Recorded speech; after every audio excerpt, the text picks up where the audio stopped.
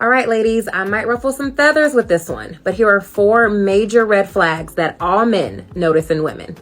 Let's go. Number 1, non-reciprocal energy. You hear a lot of women in the dating market saying when the right man comes along, you will not have to try. And although it's true that you won't have to try too hard, there's a difference between not trying too hard and not trying at all. You don't have to be thirsty. You don't have to come off desperate, but no man wants to be pursuing a woman that they feel is not giving them the same kind of energy in return. Number 2, unrealistic financial expectations. Somewhere in the modern dating market, we have communicated to women that it is totally acceptable to expect a man to pay for their hair or their nails for a first date, or to even go as far as to ask a man they barely even know to help them with their bills.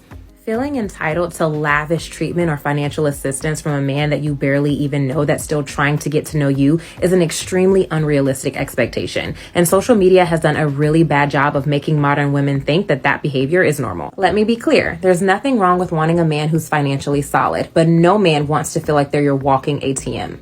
Number 3, immaturity and uncontrolled emotions. Immaturity, uncontrolled emotions, acting crazy, all of that has been rebranded recently as being toxic. And there are a lot of social media channels out there that actually glamorize being toxic and encourage women to engage in this kind of behavior. When good men get a sense of that behavior, you lashing out, blocking their number, cursing them out, they either just stop taking you seriously from that point forward, or they don't tolerate it altogether. Because you're coming across to him more so like a child who's throwing a temper tantrum than you are a woman who wants to be taken seriously as an adult.